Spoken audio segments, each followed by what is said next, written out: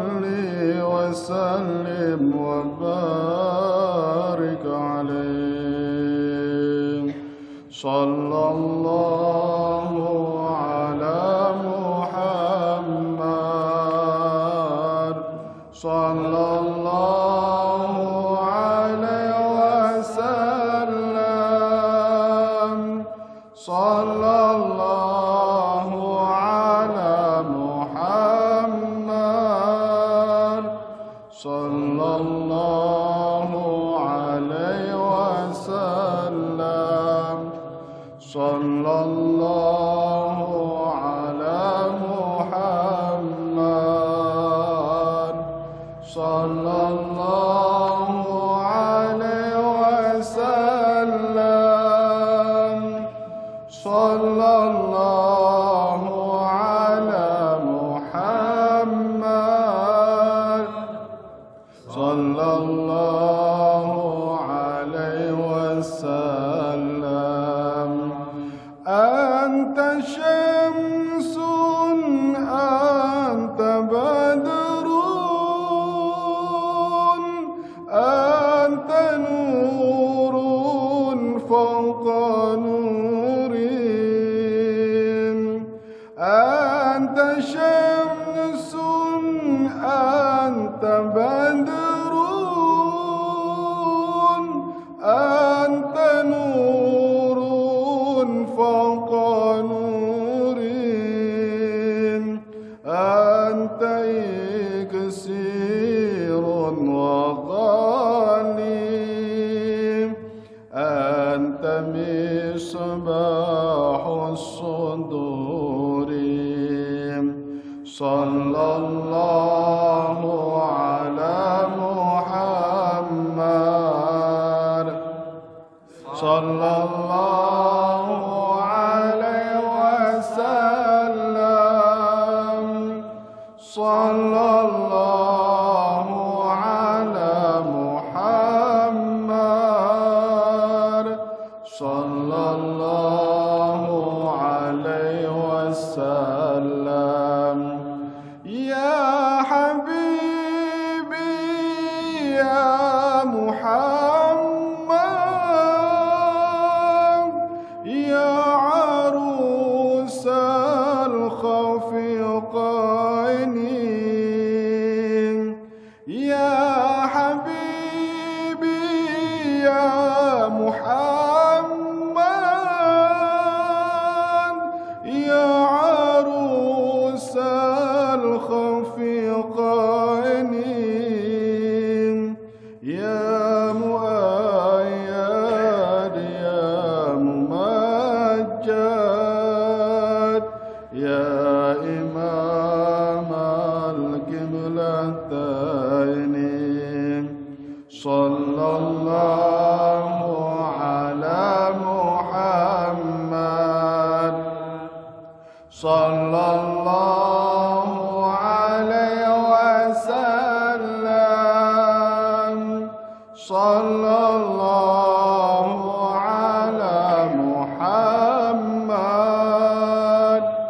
صلى الله عليه وسلم. ما رأينا العيسى حنت بسرى إلا إليك. ما رأينا العيسى حنت بسرى إلا إليك. والغمام قد أضلت والملا صلوا عليك. صلى الله على محمد صلى الله عليه وسلم.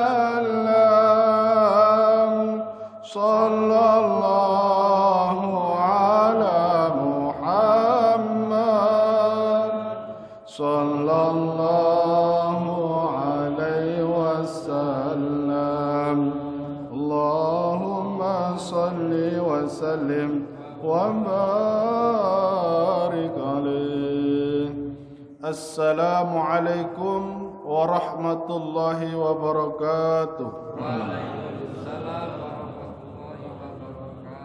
Innal hamdalillah salatan wa salaman li Rasulillah Muhammad bin Abdullah wa ala alihi wa sahbihi wa mawalah wa man tabi'ahu bi ihsanin ila yaumil qiyamah amma ba'du.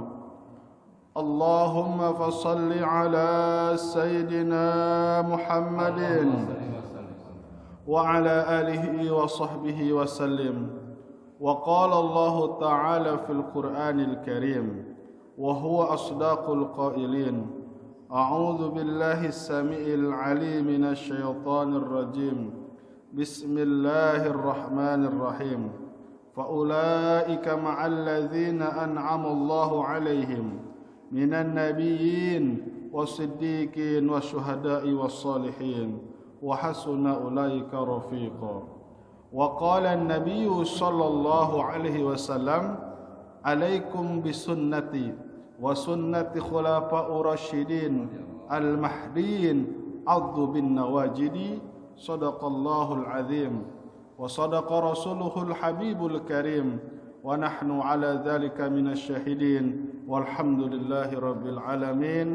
Hadirin bapak-bapak jamaah Masjid Al-Amin yang sama-sama dicintai oleh Allah Subhanahu wa taala, yang saya cintai karena Allah, ketua DKM dan pengurus masjid yang mudah-mudahan senantiasa diberikan kesehatan, dijaga, dilindungi oleh Allah Subhanahu wa taala, dan insyaallah mudah-mudahan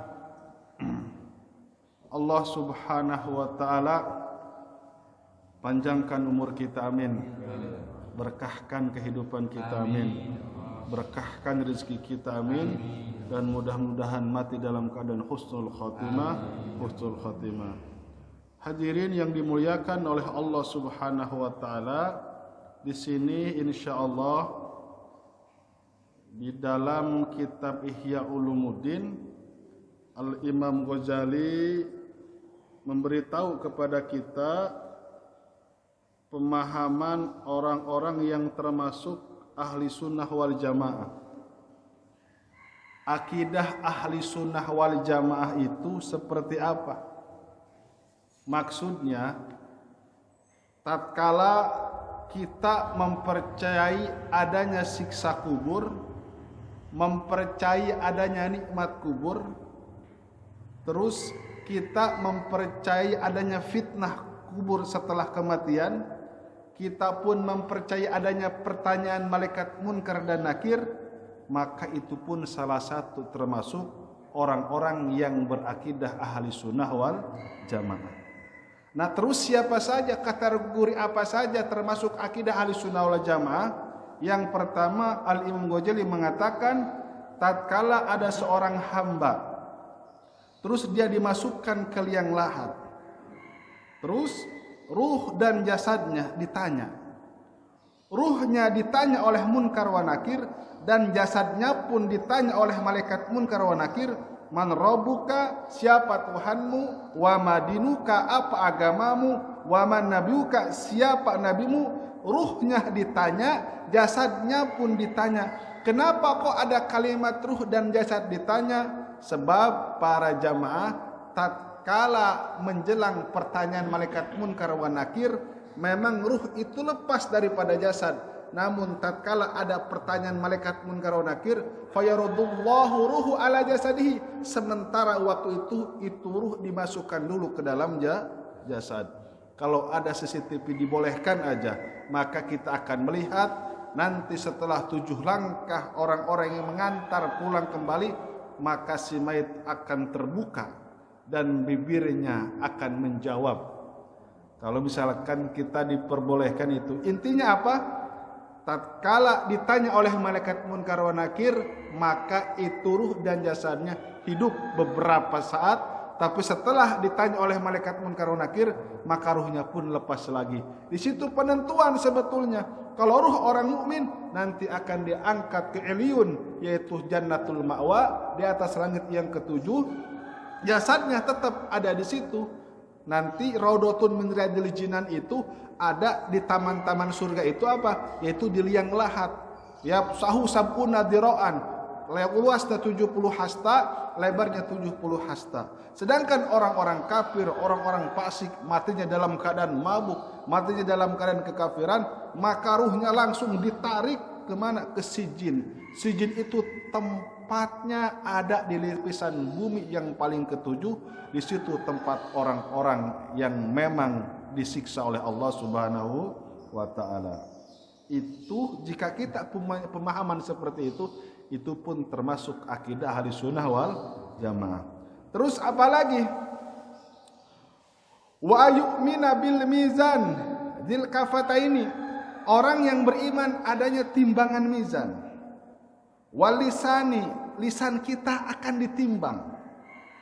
Karakter wasifatihi, sifat kita, karakter kita, kelakuan kita akan ditimbang. Terus tuzanul a'malu bi qudratillahi ta'ala, atas kuasa Allah Subhanahu wa taala kita akan ditimbang. Terus apalagi? Sekecil-kecilnya punya amalan kebaikan, Allah pun akan timbang. Sekecil-kecilnya punya amalan keburukan, Allah pun akan timbang. Jika kita punya keyakinan seperti itu, maka itu kategori masuk dalam kategori akidah ahli sunnah wal jamaah. Jadi ternyata yang masuk kategori ahli sunnah wal jamaah bukan saja iman kepada Allah, iman kepada Rasul, berlandaskan Quran, berlandaskan hadis, mengikuti para sahabat, tabi'in, masih banyak Pak. Termasuk apa lagi? Wa tudau sahaiful hasanat fi surati hasanatin.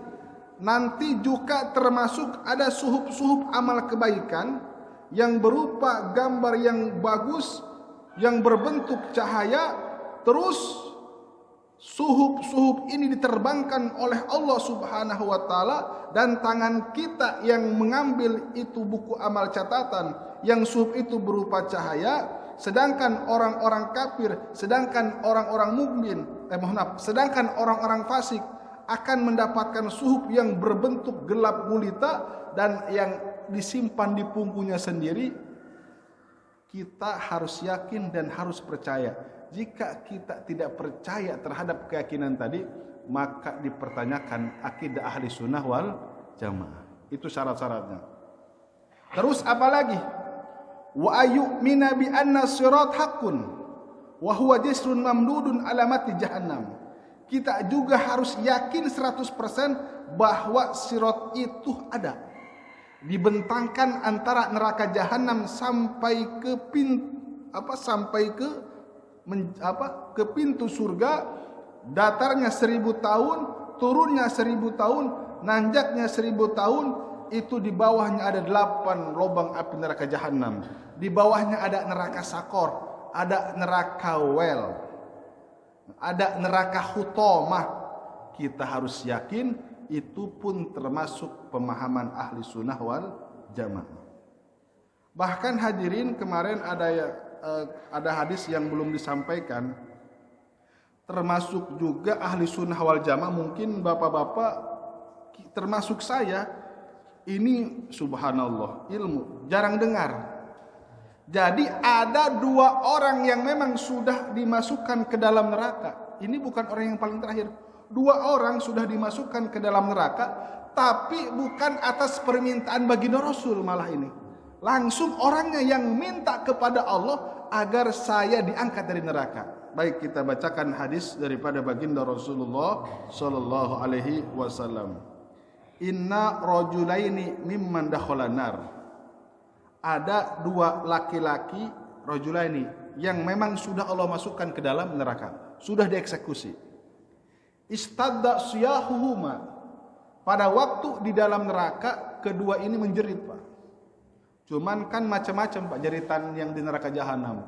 Kalau jeritan orang Yahudi begini, jeritannya wallahu alam. Nanti ada di dalam masalah khusus neraka.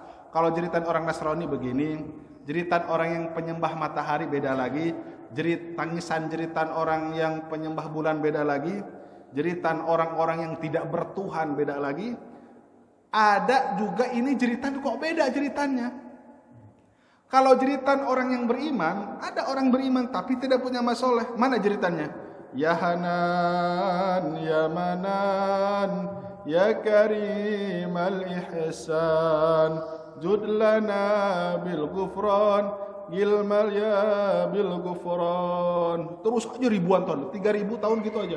Ya Hanan, ya Manan, itu 3000 tahun. Akhirnya setelah terus ya Hanan ya Manan, jadi dipuji-puji. Ya Hanan ya Manan, ya Allah Engkau yang maha sayang, ya Allah Engkau yang maha memberi anugerah. Judlana bil gufron, aku setiap saat akan mencari ampunanmu ya Allah. Ya Rabbana, angkatlah aku daripada neraka ini. Itu jeritannya. Akhirnya faqala Rabbut ta'ala akhrijuhuma, kata Allah, wahai malaikat, coba angkat ini kedua orang ini. Maka setelah kedua orang, jadi ini dua sejoli, laki-laki maksudnya, dua sahabat selama di dunia, cuma ini mungkin banyak maksiat ya. RCTI oke, mabuk hayu bareng-bareng berjamaah terus, mabuk berjamaah, jinah berjamaah, terus merampok berjamaah. Akhirnya diangkat oleh Allah, oleh malaikat, ditanya, li ayyi syai'in istadasyahukuma, itu kamu kok jeritannya beda terus? Maksudnya ya Hanan, ya Manan, ya Karimal Ihsan, puji-pujian gitu jeritannya. Maka dijawab oleh yang kedua orang tersebut, fa'alna dzalika litarhamana. Ya Rob, kami ini memang suka maksiat. Kami ini kalau enggak sholat ya bareng-bareng. Kami ini enggak pernah sholat.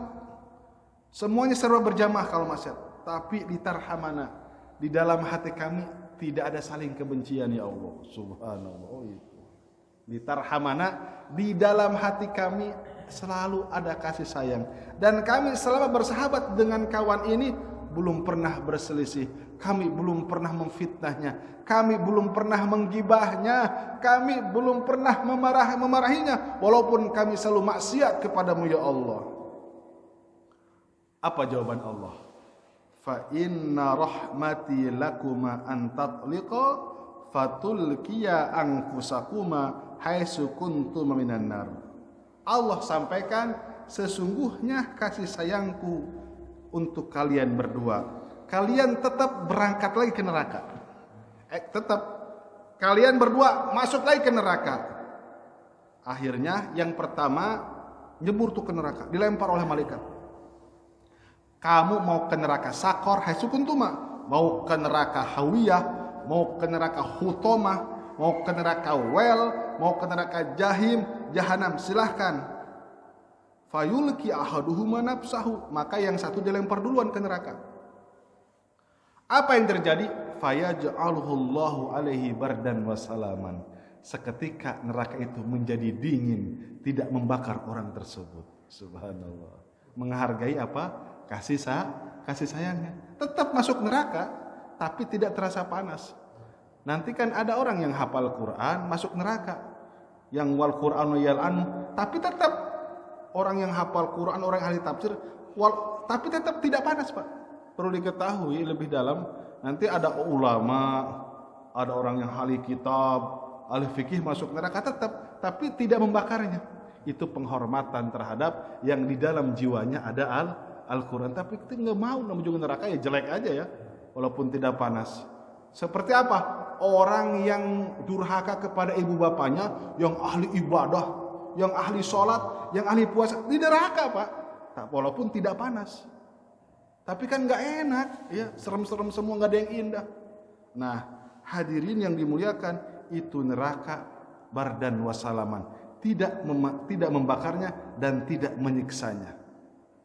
Terus wayakumul akhor, yang satunya lagi, fala yulki nafsahu, tidak mau. Ya Rabb, saya tidak mau terjun ke neraka. saya mohon. Terus ditanya oleh Allah, ma mana'aka an tulqiya nafsaka kama alqa sahibuka. Allah sampai, apa yang membuat engkau tertahan, tidak mau ikut bareng-bareng ke neraka dengan kawanmu? Terus maka yang temannya satu lagi berdoa, ya Rabb, inni la arju alla tu'idani fiha ba'da ma akhrajtani minha. Walaupun engkau sudah dinginkan ini neraka, engkau sudah selamatkan jiwaku, jasadku daripada neraka, tapi aku lebih ingin setelah engkau keluarkan aku dari neraka, aku tidak ingin kembali lagi ke neraka.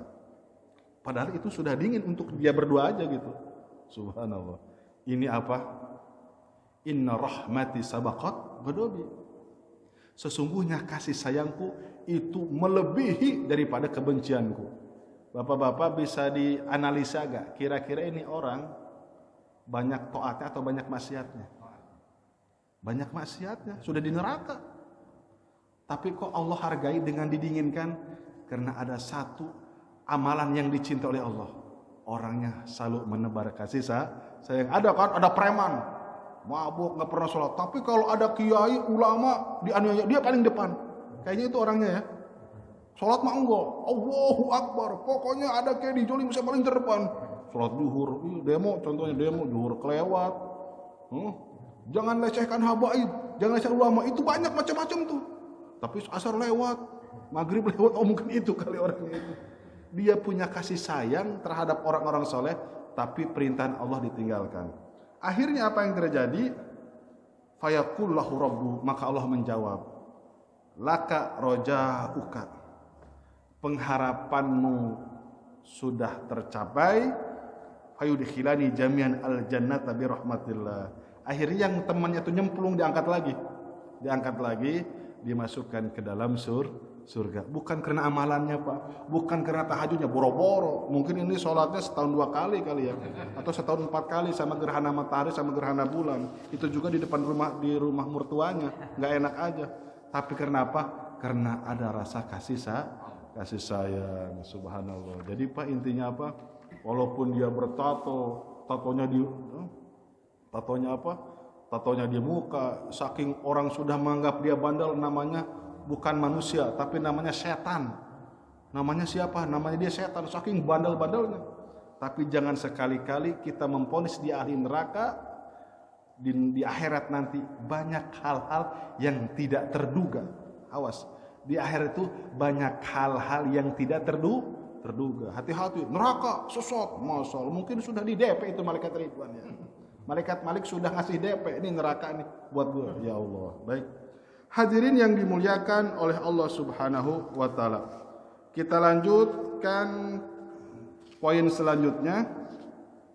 Kata baginda Rasulullah sallallahu alaihi wasallam, jika ada orang yang percaya terhadap telaga Kausar, orang man syariba minhu syurbatan lam yadma'u ba'daha abada. Orang yang meminum telaga Kausar, maka orang ini tidak akan pernah kehausan untuk selama-lamanya. Lebarnya itu telaga Kausar perjalanan 1 bulan. Panjangnya itu telaga Kausar perjalanan 1 bulan. Dan ada poci Pak. Poci itu apa? Gelas-gelas kecil, teko-teko. Itu banyaknya biada di nujum, sama gelas-gelas yang terbuat daripada emas dan perak. Itu sebanyak bintang-bintang yang ada di langit, jutaan bahkan miliaran. Kita percaya terhadap perkara itu, maka insya Allah kita termasuk orang-orang golongan ahli sunnah wal jamaah. Baik, termasuk apa lagi? Wa ayyumina bil hisab wa tawafutun nasab ila manakzil hisab. Percaya bahwa adanya alam hisaban. Awas Pak, jangan sampai kita kalau nggak tahu sih diampuni oleh Allah. Allah Subhanahu wa taala menyelesaikan dari mulai padang mahsyar, mizan, sirat itu hanya waktu kailulah. Itu sepakat alim ulama. Waktu kailulah itu waktu menjelang zuhur. Jam berapa Pak? 15 menit. Allah menyelesaikan hari kiamat hanya 15 menit aja Pak. Itu katanya ada di padang mahsyar 50.000 tahun, iya, sengaja Allah kasih rasa itu kepada Abu Jahal, kepada orang musyrik, kepada orang Yahudi, orang musyrik merasakan di padang mahsyar itu 50.000 tahun. Terus apa lagi?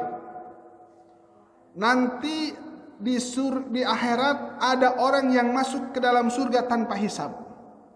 Wahumul muqarrabun, dan itulah orang-orang muqarrabin. Siapa orang-orang muqarrabin? Adalah yang kemarin itu 70.000 orang, 400.000 orang, perwakilan daripada sahabat, tabi'in, dan ulama salafus soleh. Kata guru saya, kalau 4 mazhab itu termasuk muqarrabin tuh. 4 imam mazhab tuh. Itu termasuk ulama-ulama yang tanpa hisab Allah masukkan ke dalam surga. Walaupun seperti itu, Al-Imam Syafi'i 1 minggu lagi ke wafat berbicara kepada Imam Rabi. Wahai Imam Rabi, sepertinya aku akan meninggalkan dunia ini. Dan aku takut, apakah nanti aku akan mendapat siksa kubur atau aku akan mendapat nikmat kubur. Masih ketakutan itu. Kata Imam Rabi, kok ini guru saya takut banget. Ternyata di bawah bantalnya banyak tulisan hutang. Kenapa? Apa yang kata? Sebetulnya aku ada sesuatu yang mengganjal. Sampaikan aja. Pas dikasih, Imam Syafi'i punya hutang kurang lebih 10.000 dirham. Miliaran lah. Pokoknya 10 miliar lebih. Kan muridnya kayak gampang, Imam, tenang. Diselesaikan sama 1 orang saja. Dilunasi langsung. Jadi seminggu menjelang wafat, hutang-hutangnya langsung dilunasi oleh murid-muridnya. Dan seperti itu, Pak. Itu kok Imam Syafi'i kok banyak hutang? Itu buat nolong orang, Pak. Yang baru-baru saja Syekh Nawawi Banten itu saking banyaknya hutang, kalau dikumpulkan uangnya sampai 4 karung. Buat apa coba? Buat ngarang kitab 150 kitab. Itu sampai bela-belain pinjam hutang. Dikejar-kejar sama polisi Hindia Belanda. Kabur kemana? Ini cerita daripada memang keturunan beliau di Banten. Pergi kemana? Bukan kabur, pergi kemana? Ke Mesir buat ganti. Ke Mekah buat ngumpul uang. Pas balik ke Indonesia mau dibayar, kata orang yang dipinjam itu, Syekh, ini hutang yang 4 karung bebas. Tapi tolong, ini saya punya anak 7, jadikan ulama besar semua. Impas katanya, subhanallah, benar. Mondok jadi ulama semua, impas hutang, subhanallah. Enak amat ya, kayak enakan sama ustadznya kalau begitu ya, pinjam aja. Janganlah, itu beda lagi tingkatannya. Itu buat ngarang kitab, buat nolong orang. Jadi kalau ulama dulu tuh kalau ada yang minta tolong, nggak ada. Cuman dia pinjam nyari. Imam Syafi'i begitu. Ada kata. Nyari, ngasih, subhanallah. Kalau ada ustaz sekarang, jangan dipikir-pikir dulu. Buat apa ustaz? Buat nikah lagi? Jangan dikasih. Jangan. Baik hadirin yang dimuliakan oleh Allah Subhanahu wa taala, kita lanjut. Termasuk apa? Ayat takida fadla sahabah radhiyallahu anhum.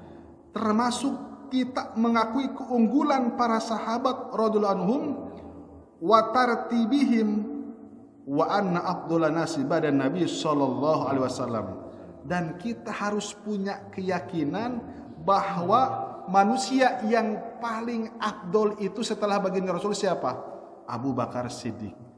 Yang kedua siapa urutannya? Sayyidina Umar. Yang ketiga siapa? Sayyidina Utsman. Yang keempat Sayyidina Ali. Berbeda-beda karakter. Kalau misalkan Sayyidina Abu Bakar Siddiq itu orangnya cepat nangis, Pak. Karakternya beda-beda, cepat nangis. Ya. Saking cintanya kepada baginda Rasulullah sallallahu alaihi wasallam. Kalau ketemu lihat wajah Rasul nangis. Padahal itu hafalan hadisnya tidak sebanyak Ibnu Umar, 1.800 hadis. Hafalan hadisnya tidak sebanyak Abu Hurairah, 5.585 hadis. Tidak sampai 200, Pak. Abu Bakar Siddiq tidak sampai 200. Tapi kok kenapa? Dari seluruh manusia umat Islam, yang pertama kali masuk surga adalah Abu Bakar Siddiq. Kecintaan dan pengorban. 2. Sayyidina Umar bin Khattab punya karakter keras. Kalau ada orang riung-riungan, ada Sayyidina Umar, bubar Pak, bubar. Padahal lewat doang. Bubar. Gak tahu, takut. Perempuan-perempuan, para sahabiah, kalau bukan ngerumpi dulu ya. Depan Rasul biasa ketawa-ketawa. Tapi pas ada Sayyidina Umar, bubar semuanya. Terus kalau ada sahabat Abu Bakar suka disambut pakai dub rebana. Tala al-badru alaina min saniyatil wada. Sambut. Datang Sayyidina Utsman, Tala al-badru alaina. Datang Sayyidina Ali disambut. Tapi pas Sayyidina Umar datang dilempar langsung pada lari. Padahal enggak ngapa-ngapain, enggak marah. Tapi memang aura, wibawa, haibah khusus diberikan kepada Sayyidina Umar. Jadi kalau ada yang cemberut, mungkin itu pakai wiridan Sayyidina Umar itu ya. Apa sakit gigi wallahu alam. Yang ketiga, karakteristik Sayyidina Utsman itu pemalu, Pak. Enggak banyak ngomong. Tapi banyak berkorban di jalan agama Allah. Nah, ini menarik, Bapak-bapak, perlu diketahui. Sayyidina Utsman itu salah satu sahabat yang tidak ikut perang Badar. Ibnu Umar ditanya oleh tabi'in, Ibnu Umar sini, saya pengen nanya, kawanmu itu Sayyidina Utsman farro yaum Uhud. Kamu tahu? Bapak-bapak kalau pengen tahu, waktu perang Uhud Sayyidina Utsman itu kabur, farro, lari dari perang. Hal ta'lamu annahu taghayyaba an badrin wala masyhada. Kamu tahu gak kesalahan Sayyidina Utsman? Kata ada tabi'in. Yang pertama waktu perang Uhud beliau kabur, yang kedua waktu perang Badar enggak ikut. Benar emang, Pak. Waktu pasukan pemanah dibokong di belakang oleh pasukan Khalid bin Walid, itu 70 mati syahid, baginda Rasul dikepung, Sayyidina Utsman lari kabur ke rumahnya. Coba. Akhirnya apa yang terjadi? Betul. Kata Ibnu Umar, sini. Duduk. Kata Ibnu Umar, ubayyinu laka amma firaruhu yauma Uhud. Aku akan jelaskan kenapa itu Sayyidina Utsman lari pada waktu perang Uhud. Fa asyhadu annallaha afa anhu. Betul. Waktu itu bikin kesalahan, tapi aku bersaksi melalui baginda Rasulullah sallallahu alaihi wasallam, Allah sudah maafkan Sayyidina Utsman. Dimaafkan, Bapak. Karena Allah memang sudah ridho. Sahabat itu radhiyallahu anhu. 2. Wa amma taghayyubuhu an badrin fa innahu kana tahtahu Ruqayyah bintu Rasulillah sallallahu alaihi wasallam. Waktu Sayyidina Utsman tidak perang Badar, karena pada waktu itu Sayyidina Utsman mengurus istrinya yang sedang sakit, yang tidak lain istrinya itu adalah putri baginda Rasulullah sallallahu alaihi wasallam, namanya Ruqayyah. Jadi tidak semua yang lari dari perang itu langsung masuk neraka, enggak. Kalau dia bertobat, insya Allah diampuni oleh Allah Subhanahu wa Ta'ala. Baik, terima kasih. Yang ketiga, kenapa itu wahai Ibnu Umar hanya Sayyidina Utsman yang diperbolehkan masuk untuk umroh pada waktu Sulh Hudaybiyah? Betul, para hadirin, hanya satu-satunya sahabat pada waktu Baitur Ridwan. Perjalanan 1.400 sahabat dari Madinah menuju Mekah, kira-kira tinggal 13 kilo lagi ke Baitullah, itu nggak boleh, Pak, sama orang kafir. Itu Sayyidina Umar sampai ngejedot-jedotin ke mana? Ke tembok. Kesel maksudnya. Kata si Umar, ya Rasulullah, lawan aja udah. Jadi perjanjian ngeberatin. Pertama, ini rombongan Rasulullah, tahun besok aja umrohnya katanya. Perjanjiannya memberatkan kepada umat Islam, yang bikin perjanjian orang musyrik. Yang kedua, tidak tidak boleh ada sahabat Nabi yang masuk ke Mekah. Yang ketiga suruh balik lagi. Pak, itu perjalanan Madinah berapa kilo ke Mekah? Suruh balik lagi. Itu Sayyidina Umar sampai ngamuk-ngamuk sama Rasulullah. Sempat itu. Wahai Abu Bakar, aku ingin bertanya kepadamu, Muhammadun Nabiun amla? Nabi Muhammad itu nabi atau bukan? Yang ngomong siapa? Sayyidina Umar. Saya ingin bertanya kepadamu, wahai Abu Bakar, sampai 3 kali Pak, Nabi Muhammad itu nabi atau bukan? Maka Abu Bakar Siddiq, Nabiullah wa Rasulullah. Jawabannya gitu. Baginda Rasul ngebiarin aja. Jadi saking kesal-kesalnya sama orang musyrik, jadi musang-mangsing, baginda Rasul kena marah. Sayyidina Abu Bakar kena marah. Kalau Sayyidina Utsman tenang aja, diam aja. Nah itu. Walaupun ada perselisihan, tetap mereka radhiyallahu anhum wa radu'an. Allah sudah ridho. Bahkan para bapak, ada salah satu-satunya sahabat, dia dikubur dengan ngegali kuburan sendiri, dia masuk ke liang lahat sendiri. Ada itu sahabat. Ya. Yang selanjutnya, wa yuhsinudhan bi jami'i sahabat wa yasna alaihim kama asnallahu azza wa jalla wa rasulahu sallallahu alaihi wasallam. Kita selalu harus bersangka baik kepada para sahabat. Sampai bapak-bapak begini, kan yang paling riskan itu perang Siffin, perang Jamal, pertempuran antara Sayyidina Ali dengan Siti Aisyah. Itu sahabat dengan sahabat banyak yang saling bunuh, Pak.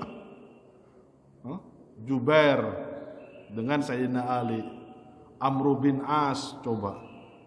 Dan itu kata Imam Hasan Al-Basri, untuk mengenai perang Jamal, peperangan antara Sayyidina Ali melawan Sayyidina Siti Aisyah, kita harus tutup mulut.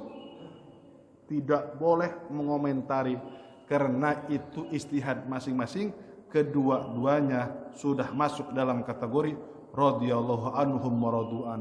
Allah ridho dan memang orang ini diridhoi oleh Allah Subhanahu wa taala. Dan Siti Aisyah pun kan diamankan oleh Sayyidina Ali, dihormati. Maksudnya jangan ikut urusan ini katanya. Tapi yang bikin provokator itu siapa? Adalah Al-Khawarij. Al-Khawarij itu sempalan penyusup daripada orang-orang Yahudi. Yang terakhir, Allahu Akbar. Fama takida kana min ahli al-haq wa isabati sunnah wa fariqu rahti wa hizbul bid'ah. Orang yang menjalankan hak dan yang menjalankan sunnah baginda Rasulullah sallallahu alaihi wasallam, dan orang ini bisa membedakan mana amalan yang sesat dan menyesatkan dan mana amalan yang bid'ah, maka ini pun termasuk orang-orang yang berakidah ahli sunnah wal jamaah. Nanti di akhirat akan ditanya, Pak, wa yus'alul muqtadiyah anis sunnah. Kenapa engkau mengamalkan amalan bid'ah, tidak mengamalkan amalan sunnah? Supaya kita tidak ada ketakutan, mana saja sih amalan-amalan sunnah. Amalan-amalan sunnah itu yang dilakukan oleh baginda Rasulullah sallallahu alaihi wasallam.